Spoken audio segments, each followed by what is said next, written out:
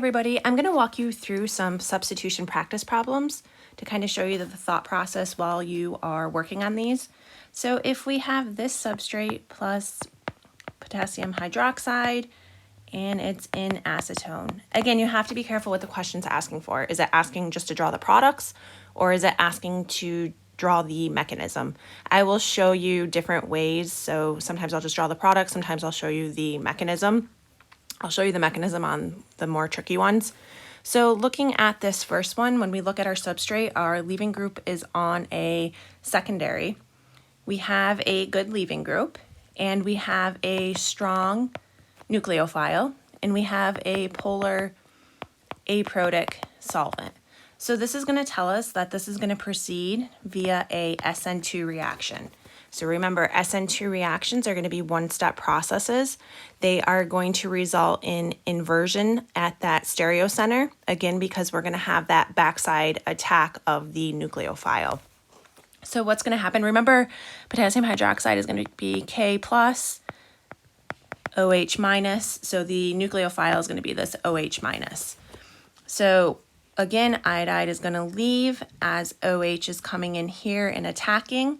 So we are going to be left with something that looks like this. So again, inversion at that stereocenter will give us this product here, and that will be the only product that will form.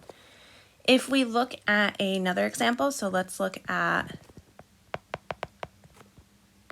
this substrate plus sodium chloride, and we're told again that it's in acetone. So looking, we have a sodium plus, Cl minus, so Cl minus is going to be a strong nucleophile.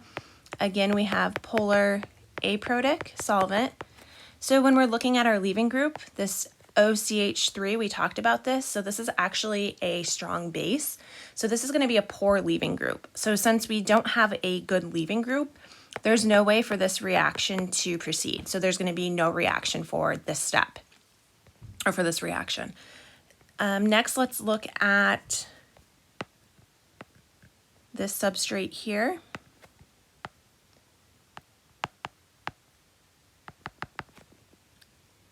So the reaction is done in methanol. So looking at this reaction, we notice that our leaving group is on a tertiary.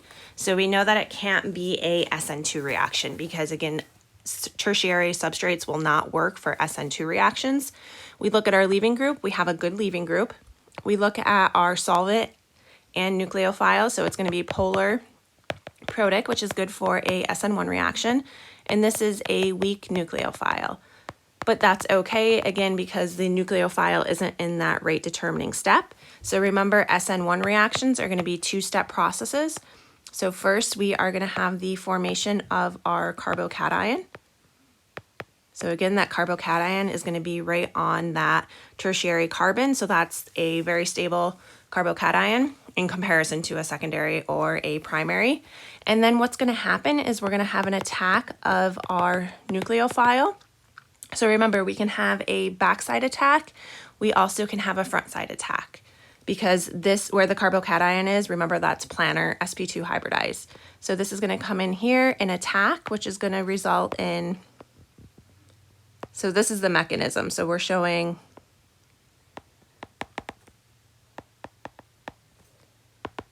the mechanism for this, plus we have this product also.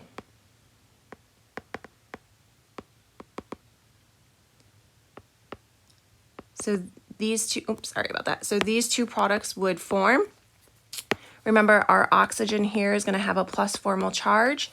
So what's going to happen is that our solvent here will deprotonate this. So we're going to take this hydrogen off. These electrons will go to the oxygen. And then same thing for this side.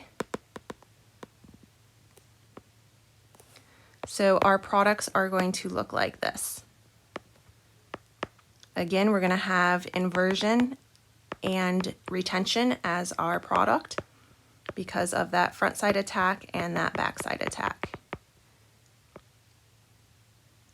So this right here would be considered the mechanism for this entire reaction. Let's look at another example. So if we have something that looks like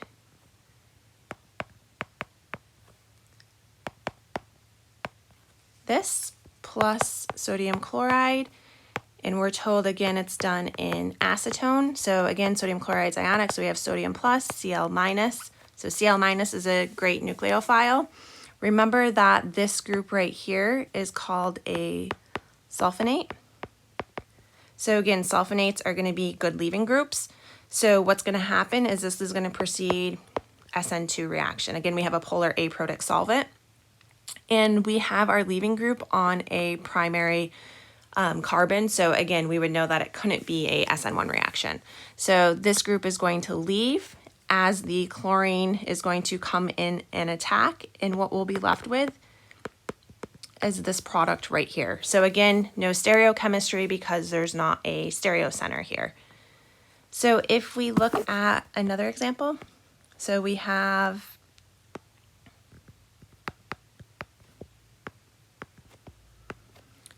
this right here, and the reaction is done in water. So we have a tertiary carbon, we have a good leaving group, we have water, which is polar protic solvent. Water is also a poor nucleophile, which again, or a weak nucleophile, which is okay, it will work for an SN1 reaction. So we know that this reaction is going to proceed SN1, which is going to be a two-step process. So we will have the formation of this carbocation, and then the attack of water. Again, we're going to have a front side attack and a back side attack. If it's a stereo center, in this case, where that carbocation is, that's not going to be a stereo center, so we don't have to show our stereochemistry.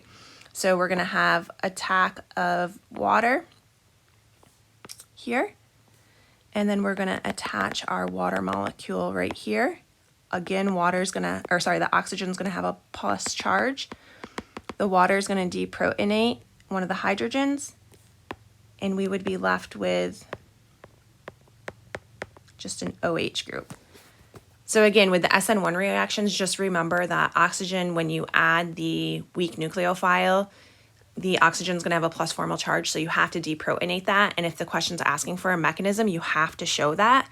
If the question's not asking for a mechanism and just asking for the product, you could just take these reactants and you could just write the product. You wouldn't have to show all of this part. So again, just be careful what the question's asking for. All right, let's look at one more example. So if we have something, this one's going to be, I think, the trickiest one. If we have something that looks like this.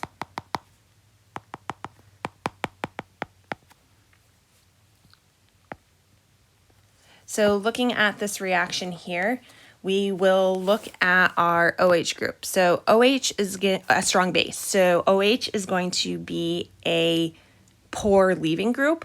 But what we can do is we can actually protonate this leaving group. So remember that HCl is going to be H plus, Cl minus, right? So we can protonate this. It's an acid. So when we protonate that, we can make OH a good leaving group. So now oxygen is going to have that plus formal charge. Remember, when we have a strong base, their conjugate acids are going to be good leaving groups. So again, strong bases are poor leaving groups, but if there's a way to protonate that and form the conjugate acid, then that will make it a good leaving group. So now we are working with this substrate right here. So this is going to be on a tertiary carbon. So since it's on a tertiary carbon, we know that it cannot proceed through a SN2 reaction.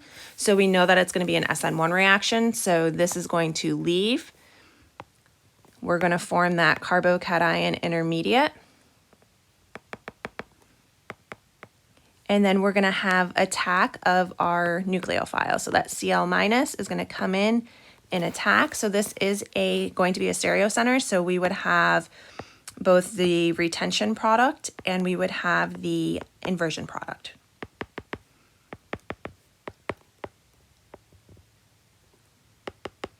So I hope that this helps you kind of think of all the key factors that go into deciding if something's going to be an SN1 reaction or an SN2 reaction.